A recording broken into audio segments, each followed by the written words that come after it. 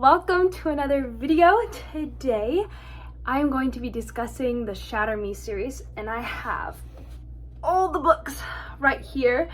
I am so excited to discuss and talk through my thoughts and all of that throughout this whole series, and just kind of share with you what I liked, what I didn't like, things that I wish would have been different. Things that I wish would have been done differently, or just moments that left me cringing or in shock or happy or sad, whatever it may be.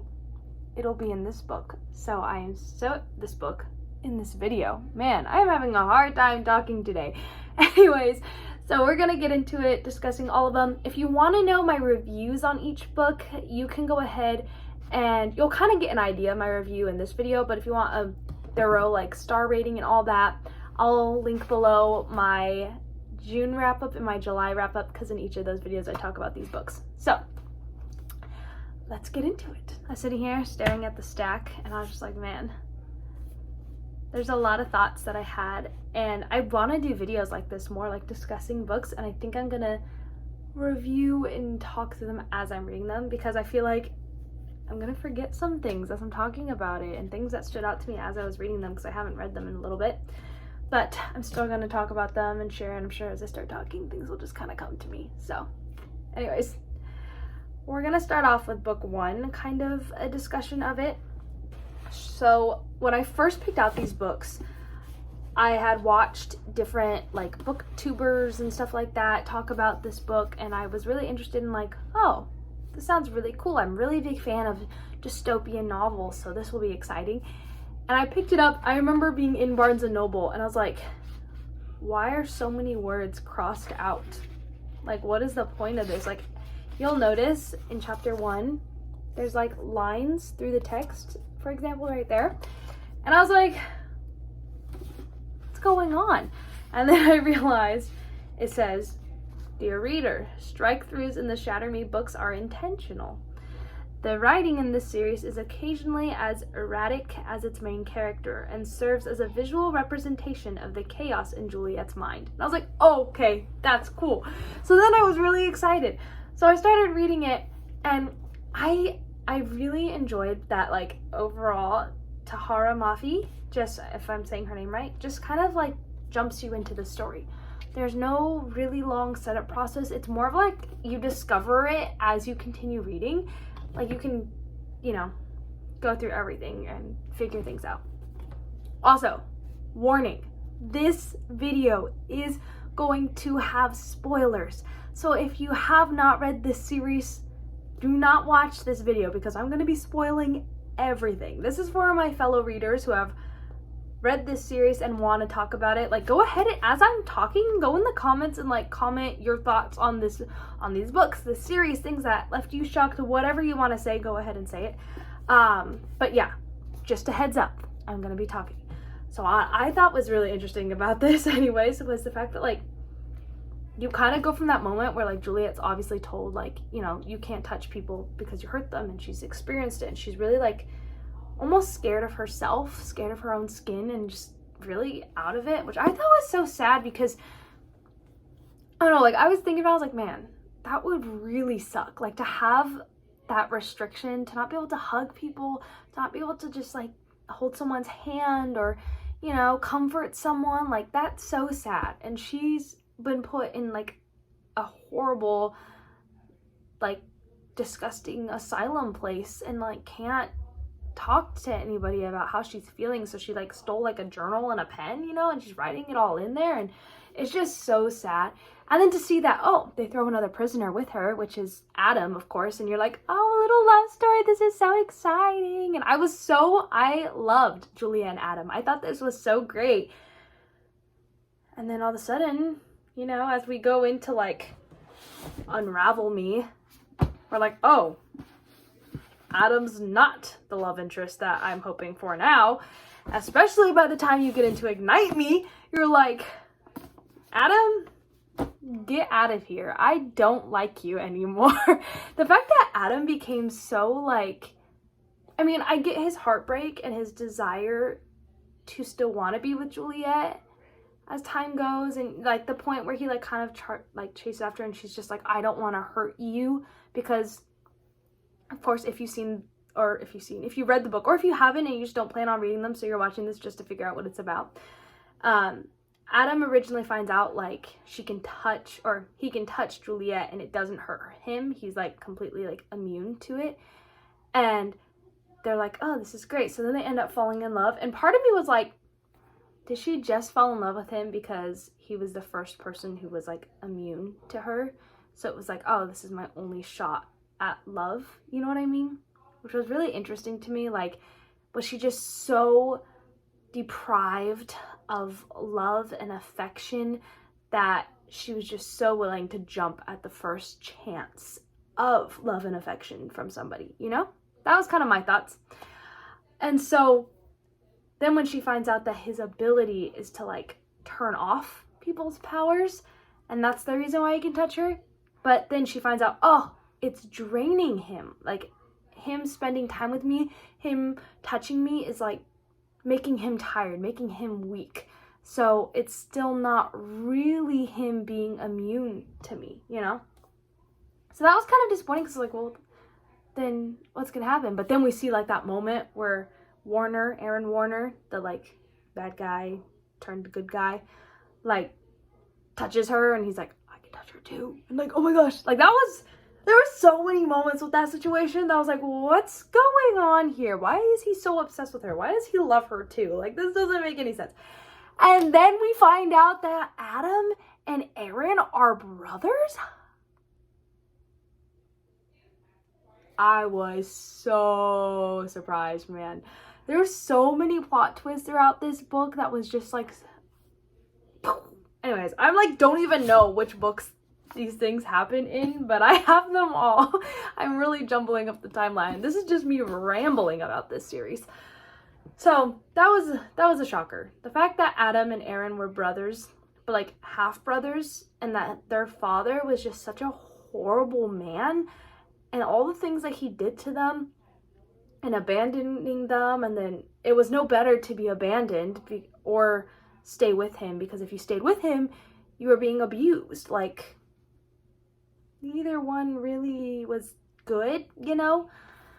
So, yeah, that was really sad. I felt really bad. And Aaron, man, he had such a rough childhood, and the way he was raised, you know, it was just so sad.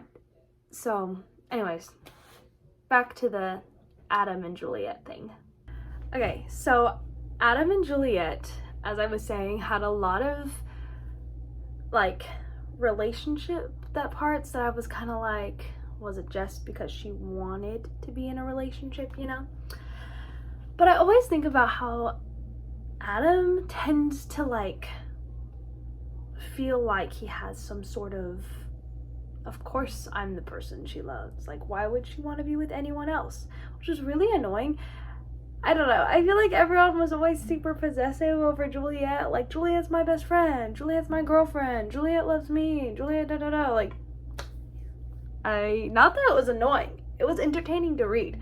But I think about it like if it was real life.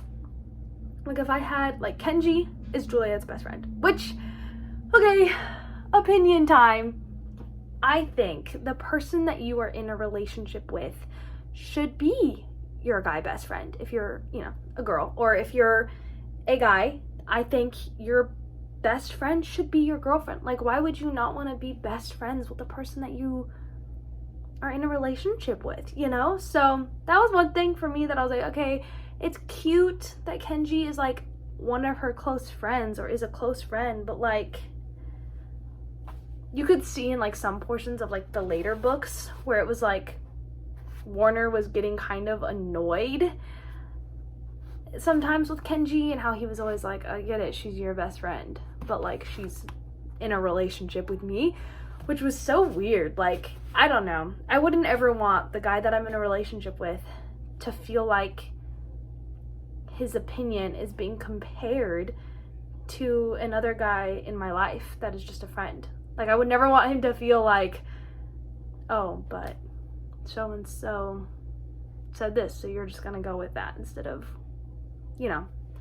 That's my opinion. So Kenji bothered me in some areas just because of that, because he always felt like he had some sort of like, he was a huge priority for Juliet, but it's not like she ever made him feel like he wasn't either, you know?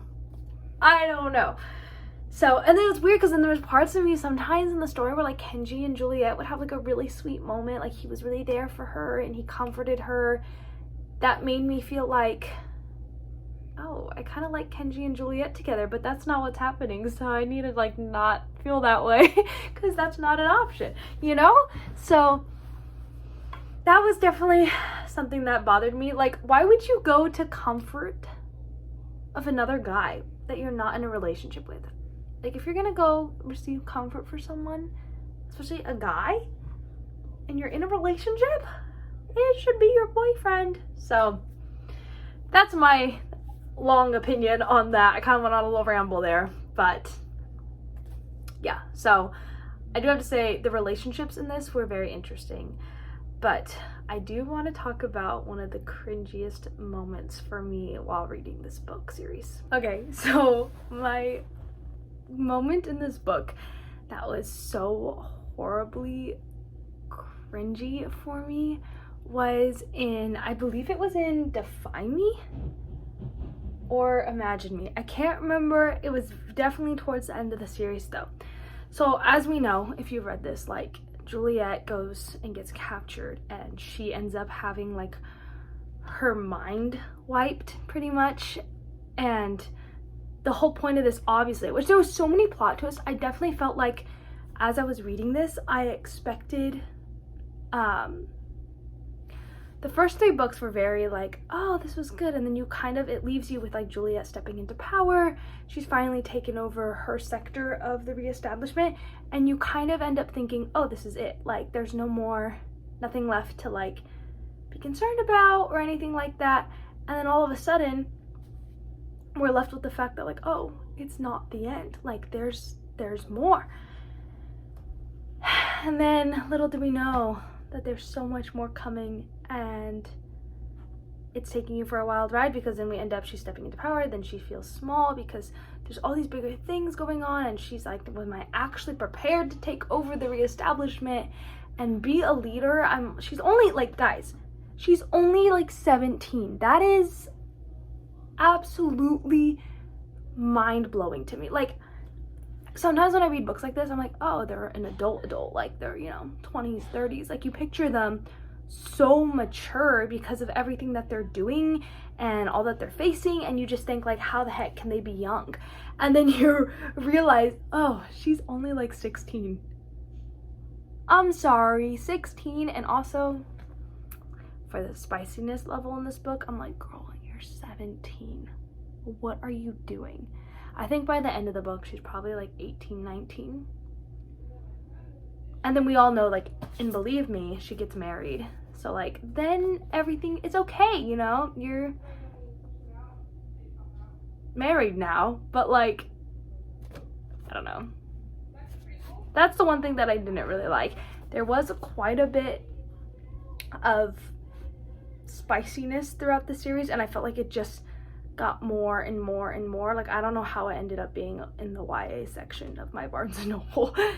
Also, I went on a ramble there about the cringiness stuff. I apologize. I'll get back to that. Follow me along.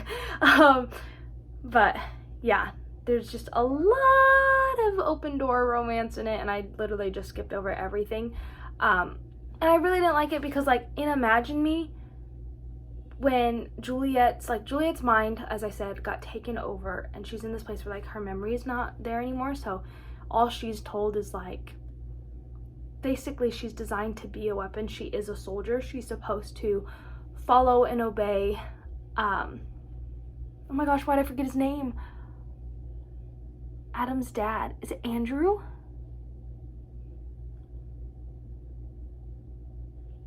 Oh my gosh, I forgot his name. I'll put his name here. Okay, well, him. And that was just really, really weird to me. Like, that, it was really sad to see her, like, kind of just, like, forget who she is. And, like, we see her be this, like, come into power and become brave and strong. And then all of a sudden, she doesn't know who the heck she is. She has all this ability, too, but she's still she's still brave and strong, just for the wrong side, you know? So that was really sad. And I didn't like how, in order to restore her memory, Aaron was like, basically like, I'll kiss her till she remembers.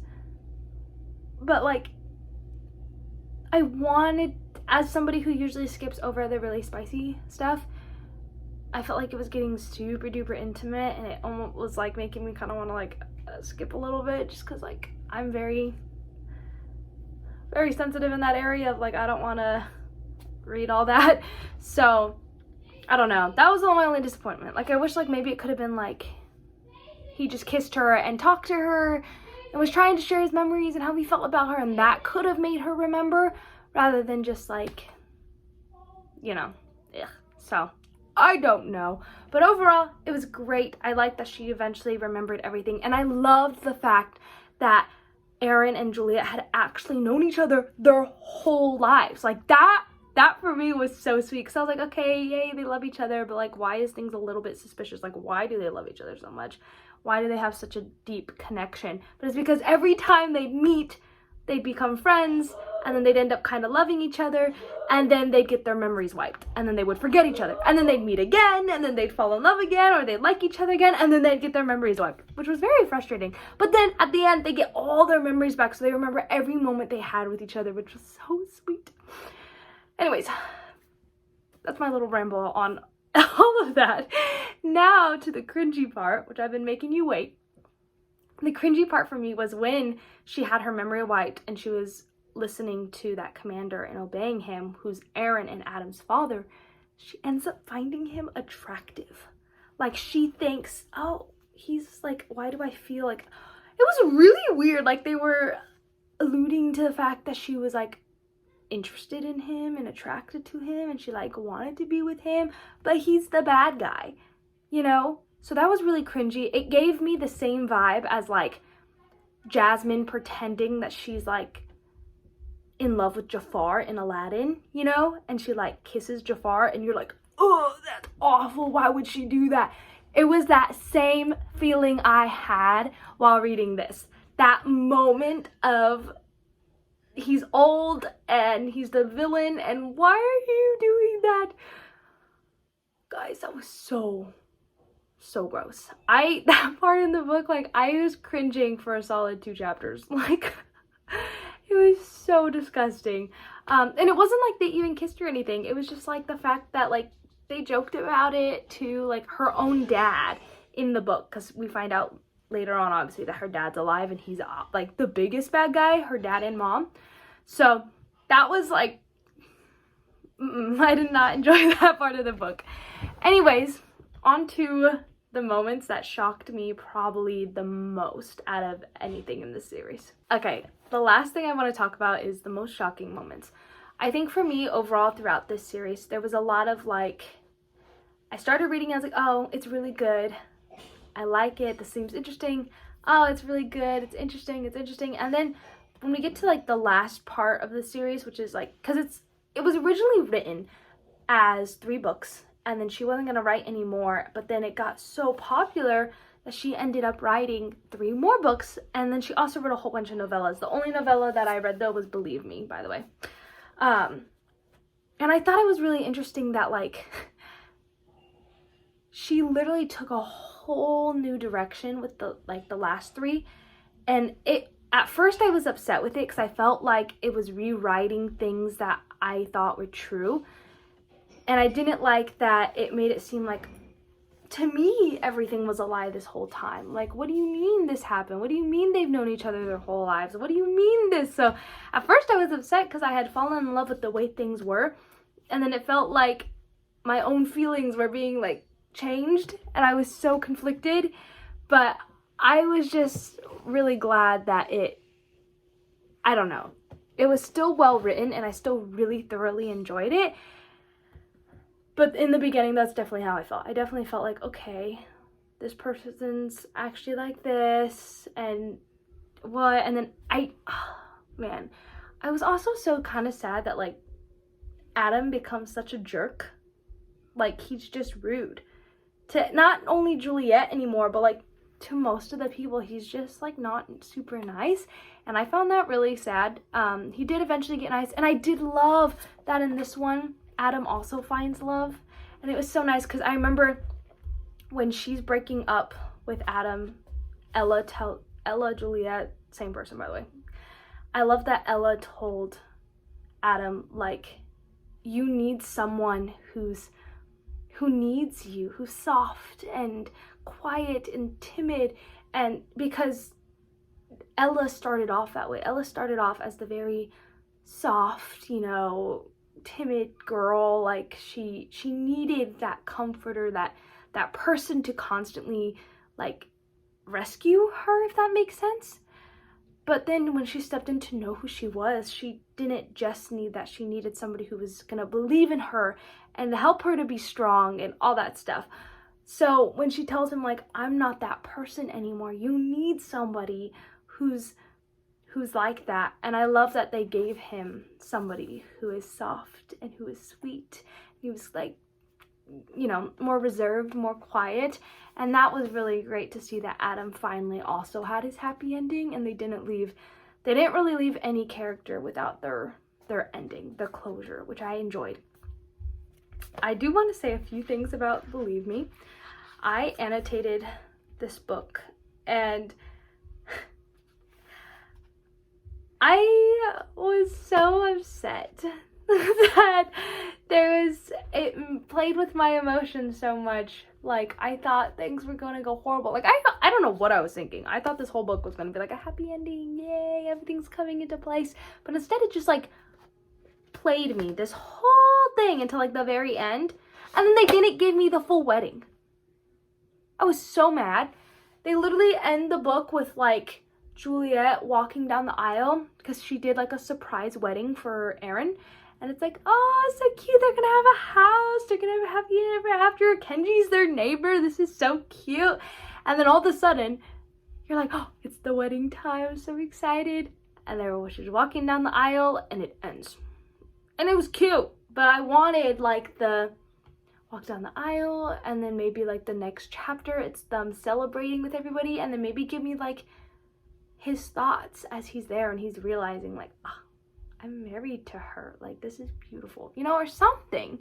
I don't know, maybe I was just really sad that it was ending and I didn't want it to end, but that's just how I felt. Like I really wanted a tiny bit more, but overall it was really good. The whole thing about how he like custom designed the ring for her was so cute, and I don't know, it was just so sweet. And Kenji was a really good friend to Warner, and I loved seeing Kenji and Aaron Warner become friends and like finally be better friends with each other and have a better understanding of one another. And I love that he got a dog. The fact that they gave Ella and Aaron a dog was so cute. Anyways, that's pretty much how I feel. That's all my thoughts on this book series. It's really good. I recommend you read it. I would say the first 3 books, maybe like 16 and up. These ones I would say 18 and up.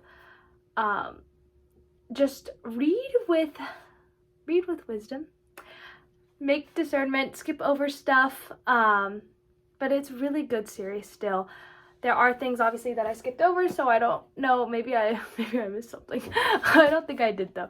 But yeah, those are my thoughts. Thank you so much for watching. I hope my rambling was easy for you to understand and you kept up with me. If you have any thoughts on this book series, comment down below your thoughts, moments that stood out to you, things that made you in shock or cringed or excited.